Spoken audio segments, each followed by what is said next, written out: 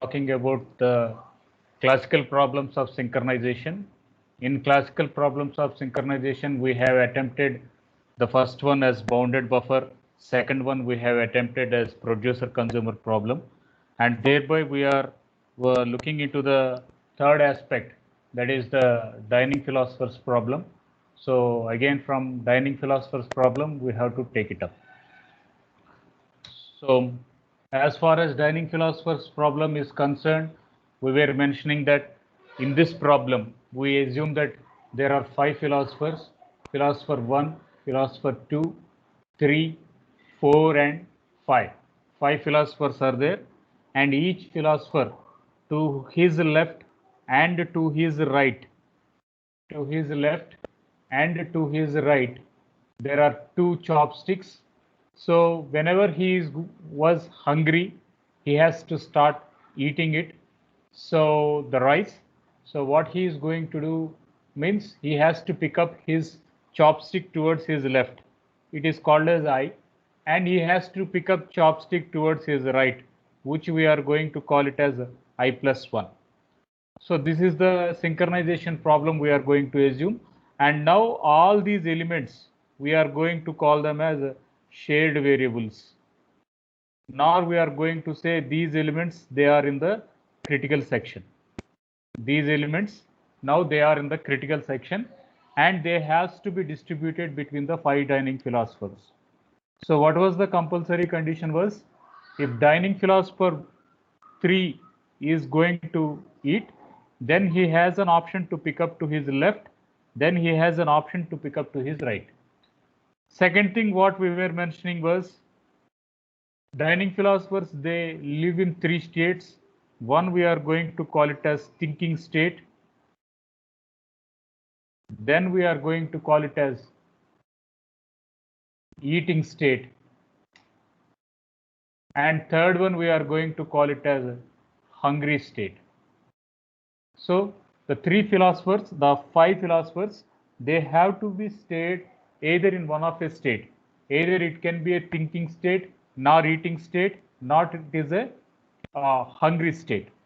Second thing, they are going to have a shared variables protected with a semaphore mechanism, and that semaphore mechanism, it sees that if uh, the third dining philosopher, he is going to eat, then either the fourth philosopher nor the second philosopher, he will not eat with him simultaneously. The reason is that the left chopstick, the right chopstick towards the fourth, and the left chopstick towards the right will towards the second will be in the hands of third philosopher.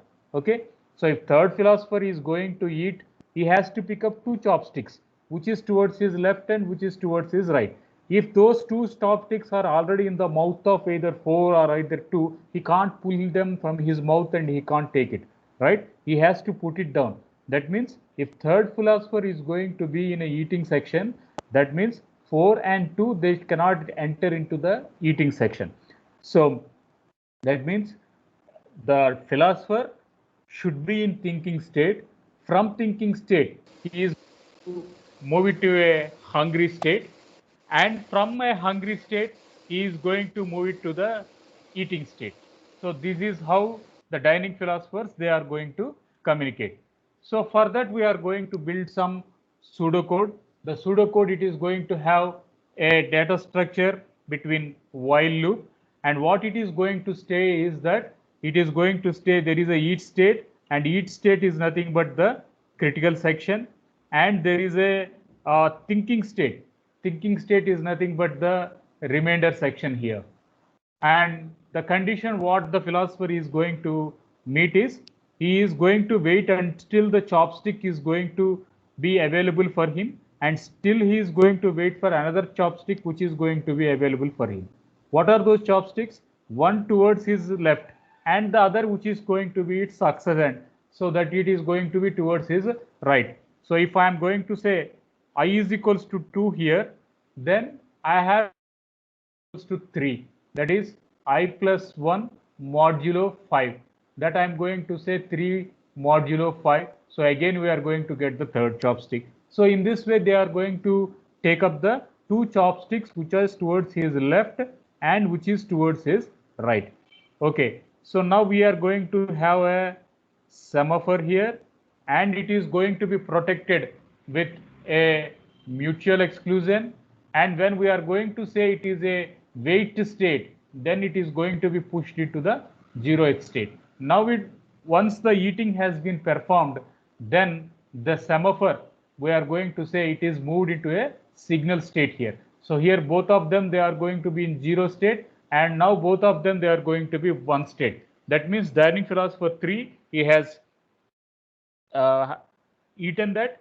That means his eat state has been end, and now he is going to move into a think state. That means he is going to move from the critical section to the remainder section. So at that stage, he is going to give a signal option. So there are some conditions when deadlock is going to handle, and when is this deadlock is going to handle. So if we are going to say at most four philosophers, they want to eat the rice which is in a shade, and they want to pick up the chopsticks which is going to be available for all, then a deadlock is going to happen, and that it is going to be handled. So how does this it is going to be happen? One solution, they are going to pick it up, let us go with a odd number. Another one, they are going to say, let us go with this even number. So these are some of the solutions what they are going to propose. And another one thing, when a philosopher is going to enter from hungry state, when he is going to move from hungry state to eating state. So when he is going to move means, when I have philosopher, he has to book if both are available. Only if both are available, then only he is going to move from hungry state to the eating state. This is the second scenario. And the third scenario was go with odd numbers. And the fourth scenario, go with the even numbers. So these are the four solutions which are going to be proposed by this semaphore in the dining philosopher's problem. So when does the incorrect usage happens? Yes, incorrect usage happens when there is no synchronization between signal and wait, and again wait and wait. So you can see these two diagrams here. So first one we call wait and wait. This one you can see here, wait and wait, followed by signal and signal. So this one we are going to assume at that case. So these are some of the problems which are going to be solved with this semaphores. So this is regarding the three classical problems of synchronization. So after the three classical problems of synchronization, then these synchronization, they are going to be moved towards a concept called as monitors. These they are going to be moved with a concept towards the monitors here. So again, the same synchronization problem, the same process synchronization problem, they are going to be given with a higher level of constructs called as monitors. So what is a monitor here? That means monitor is nothing but some high level language. So high level language, we are going to assume it as a monitor here. So earlier we are going to assume the things, they are going to be internal part of the operating system, and operating system is implemented in Unix or Windows. Thereby it is going to be handled in such a way. But now what we are going to assume is, we are going to write a pseudocode in Pascal language. We are going to write a pseudocode in a Pascal language. So first generation we have basic language. Next it is followed up with Pascal, Fortran, COBOL, etc. Thereby the C language and C++, and these came into the second and third generation.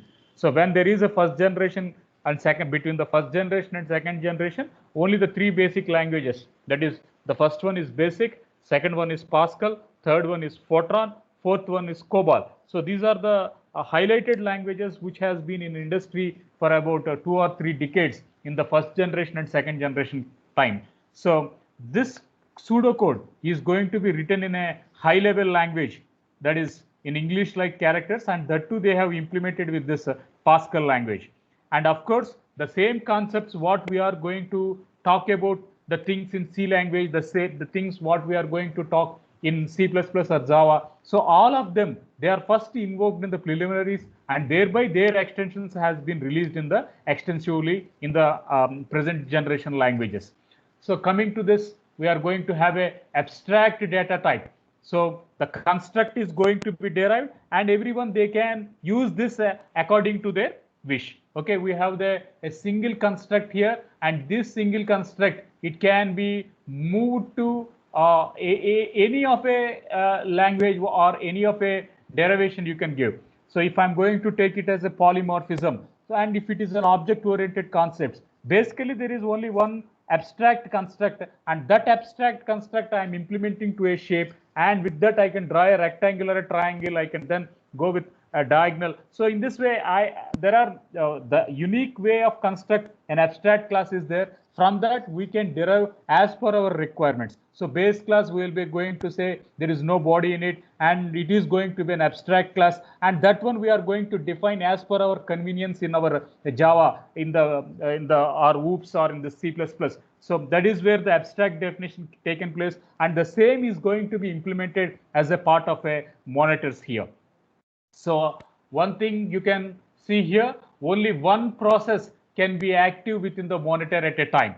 So we are assuming that there should be only one process which is going to be one at a time. Because why we are going to do this? Because we are going to have a word called as mutual exclusion. In mutual exclusion, it sees that there is only one entity inside the monitor. So now you can see this monitor is the name of a you can say it is an abstract data type, and we are going to have the monitor variable. So I'm going to say struct, and thereby I'm going to define the structure class, and thereby I'm going to give it as S1. Then I'm going to say S1 followed by S2. So what is going to happen? We are going to create some instance of a structure. Similarly, we are going to define a class, and thereby we are going to give an instance to the class. In the same way, we are going to define a monitor, and monitor is going to be given with its name.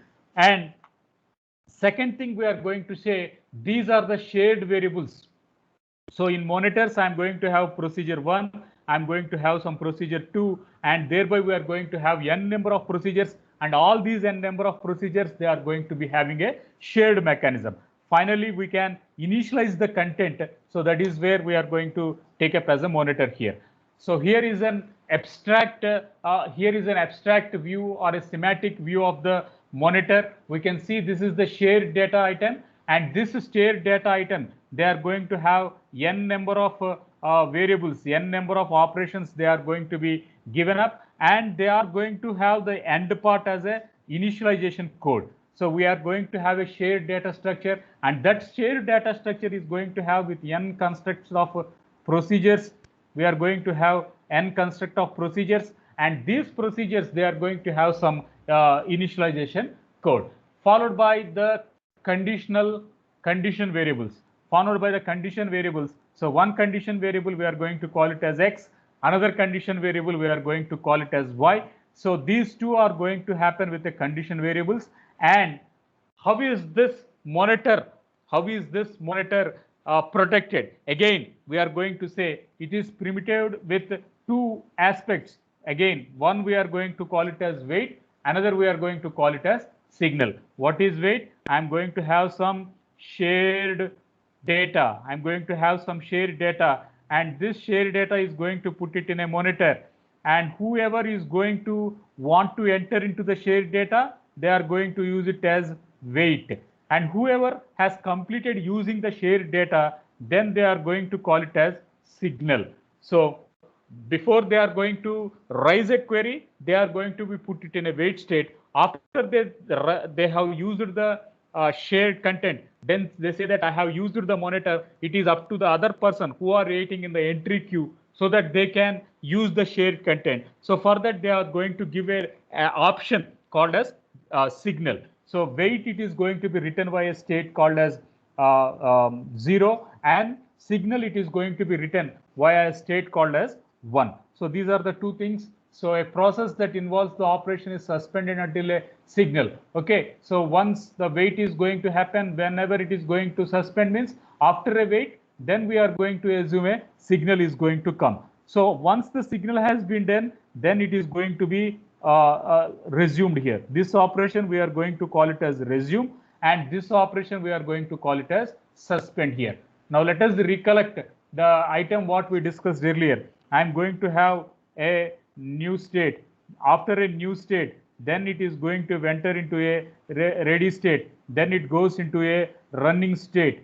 So from running state, if process doesn't have anything, then it is going to move into exit state. If from running state, if a process is going to have some IO, if it is going to have IO, then it is going to move into a waiting state.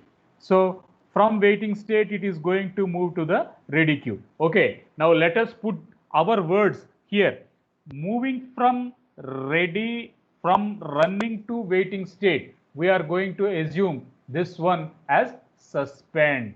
We are going to call this word as suspend. Again, moving from waiting state to the ready state, then we are going to call here as resume state. Okay, we are going to assume the state from waiting state to a ready state. We assume it as resume. The process, it moves from running state towards the waiting state. Then we are going to call this word as suspend. So these are the two primitives what we have to understand, and how they are coordinated. They are coordinated, one with waiting and they are coordinated another with signal. So the same thing we are going to illustrate here. The shared variables, we are assuming x and y. The shared data is going to be given with x and y. So here you can see x, it is going to be worked with a linked list. So a linked list, we are going to assume there is a data item and followed by the link. Link is nothing but the address part here, and this we are going to assume this one as a node. This one we are going to call it as node. So whoever are going to be needing that shared data, they are going to be processed in a wait state, and they are going to be operated, they are going to be initialized. After that, they are going to happen a signal operation. After that, they are going to happen with a signal operation. So this is regarding the next one. Fine.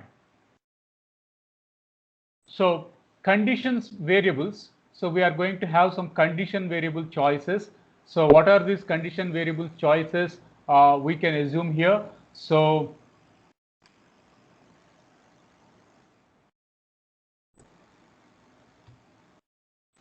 what are these conditional variables choices?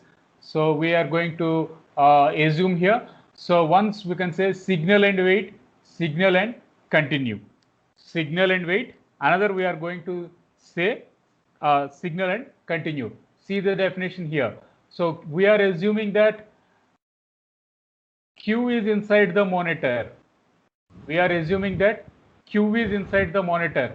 So now P wants to be there. Now P is going to be put it into a wait state, and it is going to be moved to a Q. After Q is going to be done, thereby P is going to roll back to the next state. So that is the first option what we are going to assume.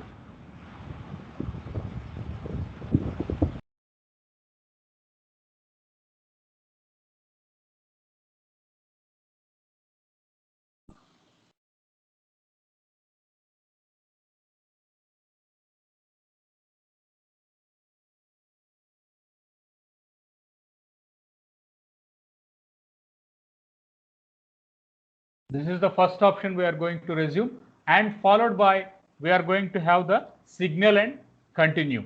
So we were mentioning that monitors, they are going to be implemented with the concurrent access, and they are going to be implemented with a language called as Pascal. Nowadays, now they are implemented with C#, and we are going to have with Java languages also. Okay, now let us look how a monitor is going to give a solution towards the dining philosopher's problem. So how a monitor is going to give a solution to the dining philosopher's problem. So again, I will just recollect the situation. I am going to have a rounded table. In between rounded table, I am going to have a rice, and then I'm going to have 1, 2, 3, 4 and 5 chopsticks, and I'm going to have philosopher 1, philosopher 2, philosopher 3, dining philosopher 4 and dining philosopher 5. There are 5 philosophers who are going to be seated in a rounding table, and the things what we are going to call it as chopsticks, we are going to assume, and the rice bowl. So these we are going to call them as some shared data, and this is shared data. Now it is going to be put it into a monitor here. So what is the compulsory condition? The compulsory condition is if P5 is going to make the dining philosopher 5, he wants to make a use of the chopsticks, then he is going to have 1 chopstick, 2nd chopstick, 3rd chopstick, 4th chopstick and 5th chopstick. So if the philosopher wants to eat, then he has to pick up chopstick which is towards his left and towards his right. One it is towards his left, another it is towards his right. That means he has to pick up chopsticks 4 and he has to pick up chopstick 5. If I am going to say there is a philosopher who is going to have P3, there is a dining philosopher who is going to have P3. Now what chopsticks he has to pick up? He has to pick up the things which is going to be towards his left and towards his right. So then we are going to assume 2nd and 3rd he has to pick up the chopsticks. So that is how a scenario it is going to assume. And next one, what are the states of a dining philosopher? There are 3 states here. One we are going to call it as thinking state, second we are going to call it as hungry state, third we are going to call it as eating state. So in thinking state, he is going to be in a remainder section. In thinking state, he is going to be in a remainder section. In eating state, now he is going to be in a critical section, nor he is going to be in a monitor here. In eating state, he is going to enter into a critical section, and if it is a high level language, he is going to be implemented with a monitor. And what is hungry state here? Hungry state, you are going to implement the mutual exclusion, and that mutual exclusion we are going to include with a semaphore. We are going to do it with a semaphore. Okay. Now we are going to assume this thinking state, we are assuming the hungry state, we are assuming the eating state with a data structure, and that data structure we are going to call it as enumerated data type. Okay, how many number of dining philosophers are there? There are 5 number of dining philosophers are there. Therefore, n is equals to 5 here. So the total number of philosophers are going to be 5. So that is the reason why we are going to say the enumerated data type, it is going to have a state value, and state it is going to embed with 5 people. Okay. Next one, we are going to draw a function. For what is the drawing function here? We are going to use pickup as a function name. What is its return type? The return type of a pickup, we are going to call it as void here. And next one, we are going to have an integer value, and thereby we are going to mention the state is hungry. We are going to mention the state is hungry. When we are going to mention the state is hungry, what we are going to assume? We are going to assume it is going to be with an operation called as mutex or a semaphore.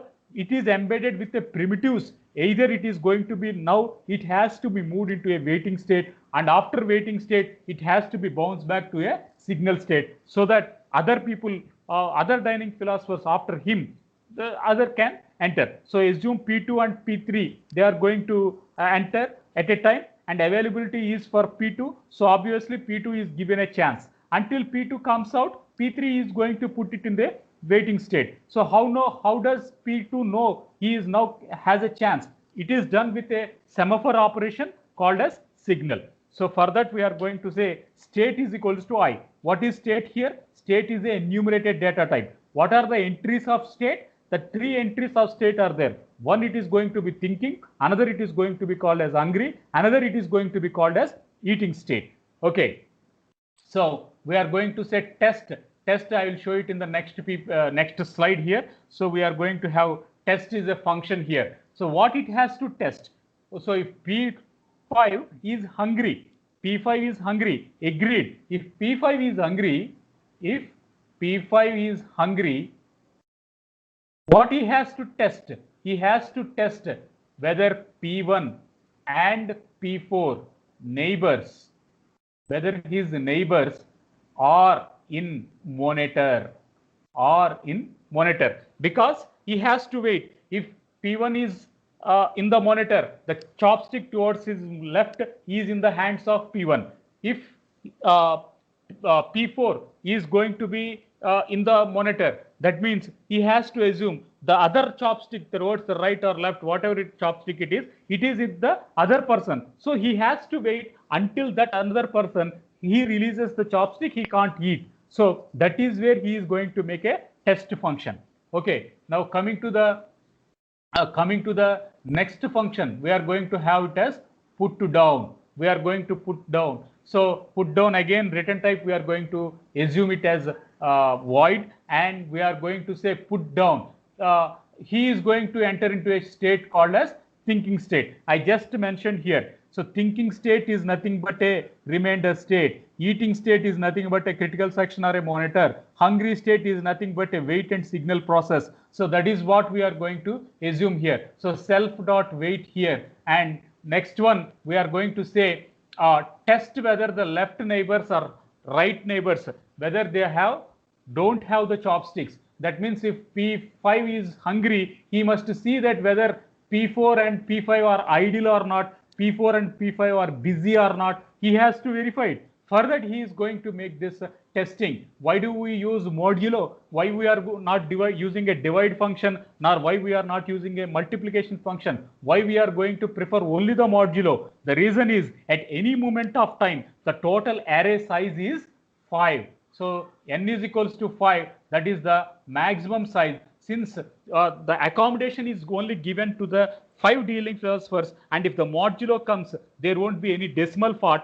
So we are assuming the entries as 1, 2, 3, 4, 5. Only that fraction part has to be considered. For that, we are going to take up this modulo operation. Got it? So now we have to see what is test state. Now we have to see that what is test state here. So test state, yes, it is going to assume. It is going to assume that this is P3 here, and there are 2 chopsticks here, and we are going to assume P4 here, and we are going to assume P2 here. Got it? Now, what is the best condition? He has to see P2 and he has to see P4. What he has to see? Whether he has to see check P4 is eating, check P4 is eating.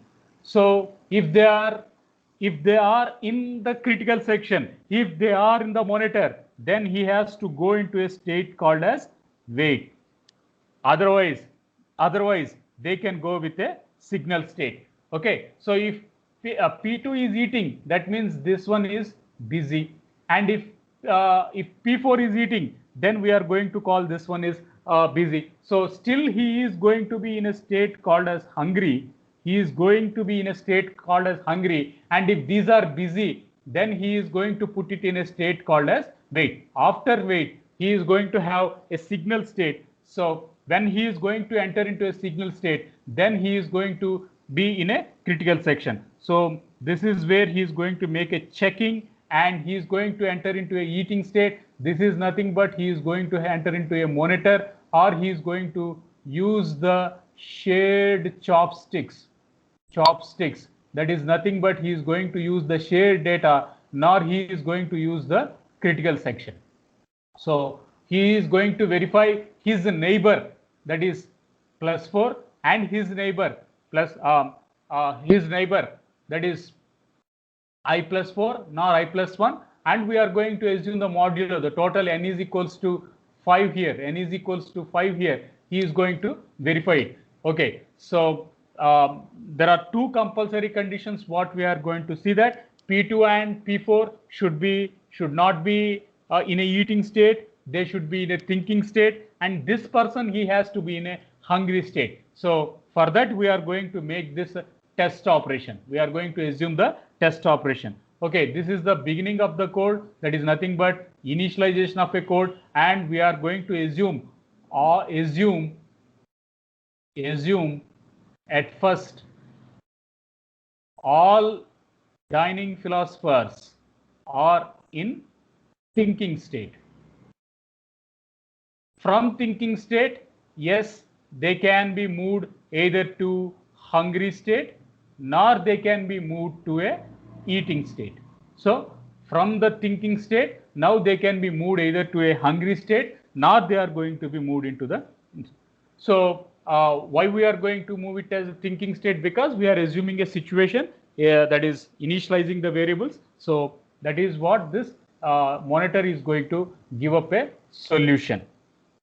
So when this dining philosopher's problem is going to involve, so dining philosopher, now we are going to call this as this one we are going to call it as monitor name, and we are going to call here as a function, and eat we are going to call it here as a state. Okay, so when he is going to work with monitor, they are going to say dining philosopher, he is going to pick up. So when he is going to make it as a pickup, then he is going to enter into a state called as wait state. Now when he is going to say put down, then he is going to use a mutual that is called as signal here. So this is all the scenario what this dining philosopher he is going to address up. So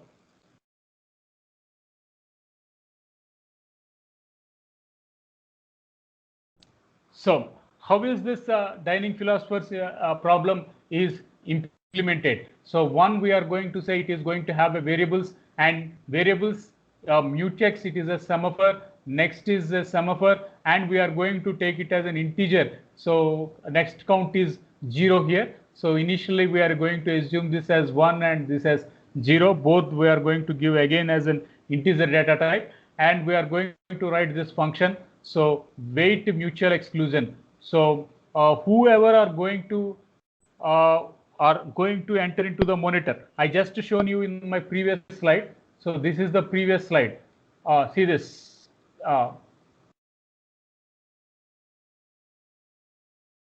We are going to have variables x, and we are going to have variables y. They are going to be maintained with a queue, and that queue it is going to maintain with a linked list structure.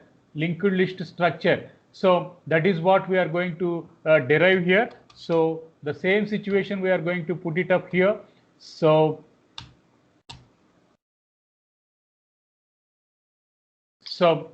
wait for this, and count is greater than 0. When count is greater than 0, we are going to say whoever is in the list, they are going to have the opportunity. Assume P1 is there, P2 is there, P3 is there. So we will assume that P1 is already in the monitor. So he is going to call it as wait, and he is going to call here as signal. Once a signal is going to done, then it is going to be moved into a state. Then it is going to be moved into a state called as next. So who is next of P1? So next of state is going to be with the P2 process. So that one he is going to say. Else we are going to say you only go and use this monitor or use this critical section. So we talked about wait state. Then we are going to assume about the signal state. So in signal state, we are going to assume the count should be greater than 0, and we are going to say this count is count plus plus. This is outside the loop, but here it is inside the data structure. You must understand the difference here. So semaphore, we are going to call x as a semaphore here, and we are going to initialize the count here. So we can assume that the count at the wait function, it is going to be at the beginning itself. Here it is defined at the beginning itself, and this is in the signal state. In the signal state, it is inside the control structure. It is here at the inside the control structure. So that is the major difference what we have to see up with this monitors. Fine. Fine. Now assume that the processes are with a variable called as x or with a variable called as y, and they are going to maintain a linked list like this.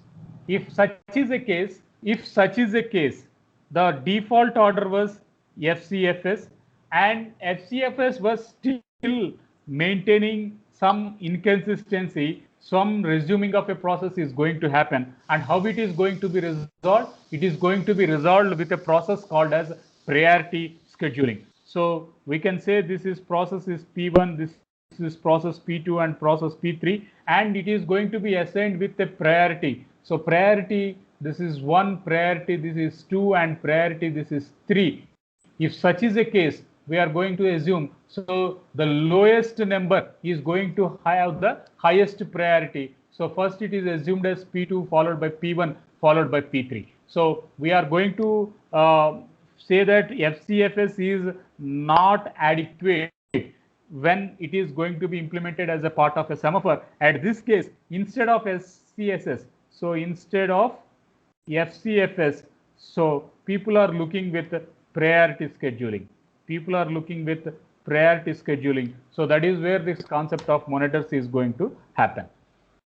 Okay, the second approach of a monitor, we are going to assume it as single resource allocation.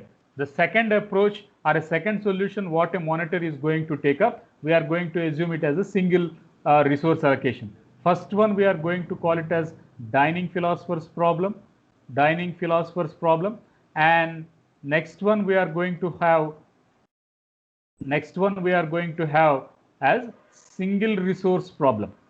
So these are the two solutions which are going to be taken up with this monitor, and a single resource is going to be there. So resource, it can be, what is a resource?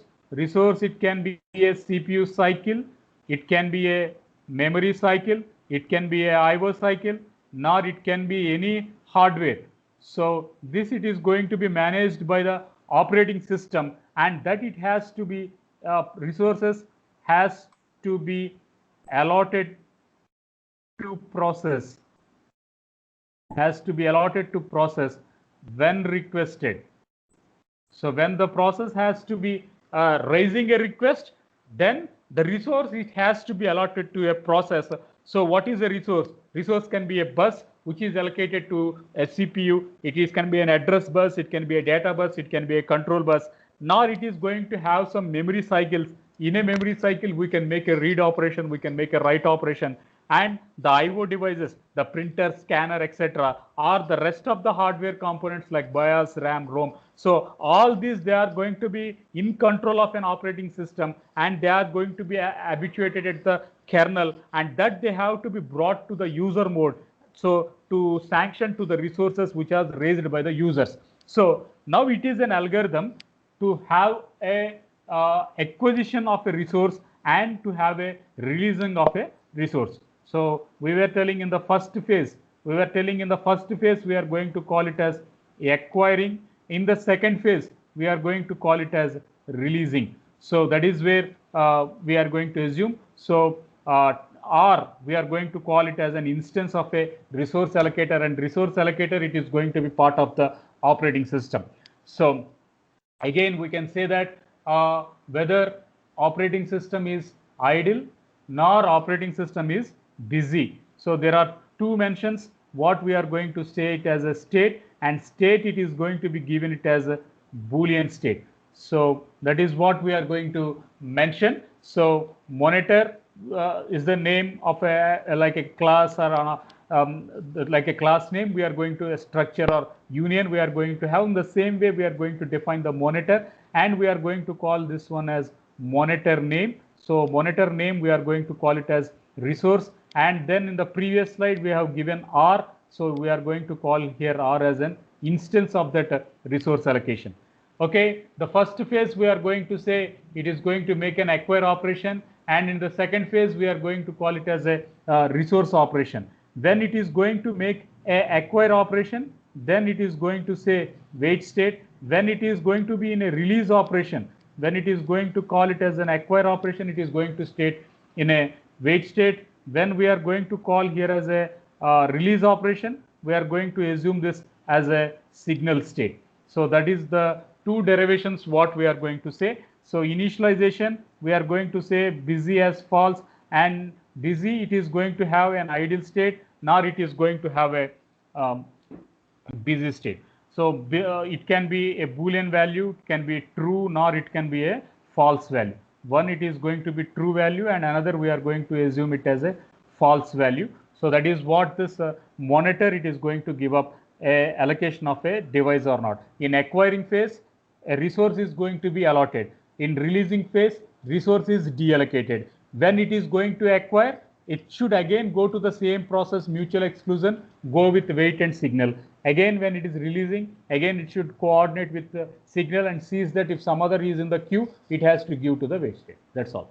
So this is all regarding the solutions towards the monitor. So this is all for today. So in today's class, we have discussed up a monitor. So we mentioned that monitor is a high level construct, and it is going to be implemented in high level languages. So high level language, it is nothing but at that time we were mentioning it is some Pascal language, but now the operating system primitives, they are implemented in Java, C++ or Python. So the monitor, it has given a solution to a single resources, how a single resource can be managed. It can be managed with acquire function, it can be managed with a release function.